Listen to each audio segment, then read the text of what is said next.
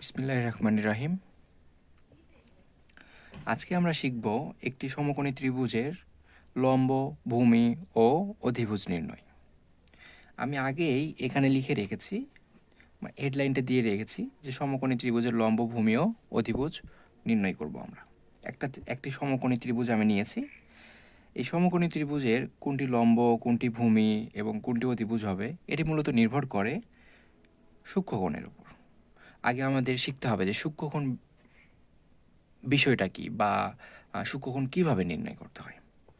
আমরা জানি একটি ত্রিভুজের তিন কোণের সমষ্টি 180 ডিগ্রি। যে কোণের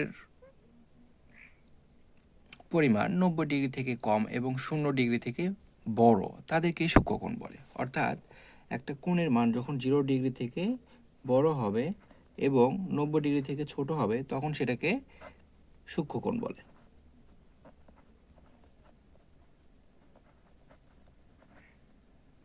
সূক্ষ্মকোণ বলে। এখন এই ত্রিভুজটার ভিতরে কোনটা সূক্ষ্মকোণ এবং কোনটি সমকোণ বা কোনটি স্থূলকোণ এটা কিভাবে জানব? আমরা জানি যে যে কোনো ত্রিভুজেরই তিনটি কোণের সমষ্টি 180 ডিগ্রি। যেহেতু সমকোণ তার মানে এখানে একটা কোণ 90 ডিগ্রি আছে বা এক সমকোণ আছে, এটার পরিমাণ 90 ডিগ্রি। যদি তিনটি কোণের সমষ্টি যদি 180 ডিগ্রি হয় সেক্ষেত্রে আমি ধরে নিলাম যে এ কোণ, এখানে আছে বি কোণ এবং সি কোণ, এই তিনটি কোণের সমষ্টি 180 ডিগ্রি। আমরা দেখতে পাচ্ছি এখানে বি কোণের পরিমাণ 90 ডিগ্রি। আমরা যদি এ এবং সি কোণের পরিমাণ বের করি তাহলে দেখা যাবে 180 থেকে এটা বাদ হয়ে যায়, বিয়োগ করতে হয়। এখন বিয়োগ করলে মানটি দাঁড়ায় 90 ডিগ্রি। তার মানে আমরা বুঝতেই পারছি যে এ এবং সি এর যোগফল হবে 90 ডিগ্রি। এখন এ এর মান এখানে তো আমরা জানি না, আসলে এ এর মানও জানি না এবং সি এর মানও আমরা কিন্তু জানি না। সেক্ষেত্রে আমরা কি করতে পারি? আমরা করতে পারি যে আমরা এখানে মনে মনে ধরতে পারি যে এর মান 80 এবং সির মান 10, এই মিলও 90 হতে পারে। আবার যদি 75 চিন্তা করি আরেকটা কিন্তু 15 হতে পারে। মানে এটা আসলে আমরা ধরে নিচ্ছি বিষয়টা।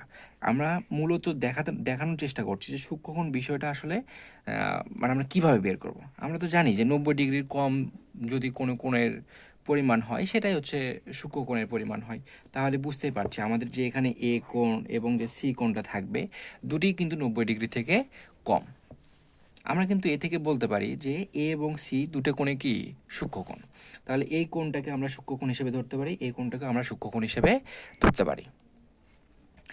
এখন আমি আগেই বলেছি যে এখানে লম্ব এবং ভূমি যে বিষয়টা, এই দুটি বাহুটা নির্ভর করে সূক্ষ্মকোণের উপর। এখন আমি যদি সূক্ষ্মকোণ হিসেবে আমি এই সি কোণটাকে ধরি, সি কোণ আমি যে কোণ নিয়ে কাজ করব, যে সূক্ষ্মকোণ নিয়ে কাজ করব, সেই সূক্ষ্মকোণের বিপরীত বাহু, এই সূক্ষ্মকোণের বিপরীত বাহু কিন্তু এই বাহুটা। তাহলে এই বাহুটা হবে লম্ব, সূক্ষ্মকোণের বিপরীত বাহুটা হবে লম্ব। আবারও বলছি, সূক্ষ্মকোণের বিপরীত বাহুটা হবে লম্ব। এবং সূক্ষ্মকোণ যে বাহুর সাথে হয়েছে, যে বাহুর সাথে হয়েছে এই বাহুটাকে বলবো আমরা ভূমি। তাহলে সূক্ষ্মকোণ যেহেতু এই বাহুর সাথে হয়েছে এই জন্য এটাকে আমরা বলবো ভূমি। এবং সমকোণ, এই যে 90 ডিগ্রি দেখতে পাচ্ছেন আপনারা, এই সমকোণের বিপরীত বাহুটাকে বলা হচ্ছে অধিভুজ।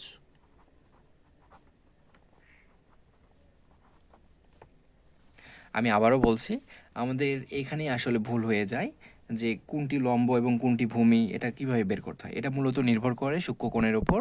এবং সূক্ষ্মকোণের আমি যে কোণ নিয়ে কাজ করব সেটা যদি সূক্ষ্মকোণ হয় এবং ওই সূক্ষ্মকোণের বিপরীত বাহুটাকে বলবে লম্ব, এবং সূক্ষ্মকোণটা যে বাহুর সাথে হবে সেটাকে বলবো ভূমি, এবং এক সমকোণ বা 90 ডিগ্রির যে বিপরীত বাহুটা সেই বাহুটাকে বলে অধিভুজ।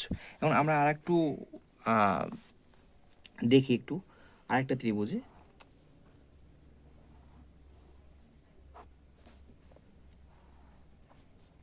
আমি এটারও নাম দিয়ে দিলাম, এটা দিলাম এ, এটা বি, এটা সি ধরে নাম দিলাম। আমি এই কোণটা নিয়ে কাজ করব। যদি আমি এই কোণটা নিয়ে কাজ করি, আমি এটা এটা তো আমি জানি যে আমার এটা যদি 90 হয়, এটা মানে 90 থেকে কম, এটাও 90 থেকেও কম। তাহলে আমি যদি এই কোণ নিই তাহলে তো এটা সূক্ষ্মকোণ, বুঝতেই পারছি আমরা। তাহলে এই সূক্ষ্মকোণের বিপরীত বাহুটা কোনটা? এই বাহুটা। তখন এই এ বি বাহুটাকে আমরা বলবো কি? লম্ব। আমি বলেছি সূক্ষ্মকোণের বিপরীত বাহুটা লম্ব হয় এবং সূক্ষ্মকোণটা যে বাহুর সাথে হয় সে বাহুটাকে বলে ভূমি। যেহেতু এসি বাহুর সাথে সূক্ষ্মকোণটা হয়েছে এই জন্য এসি বাহুটা একটা হচ্ছে ভূমি। এবং যেহেতু এ কোণটা হচ্ছে 90 ডিগ্রি বা সমকোণ, সমকোণের বিপরীত বাহুটাকে কি বলা হয়েছিল? অতিভুজ। অতিভুজ। আশা করি আপনারা বুঝতে পেরেছেন।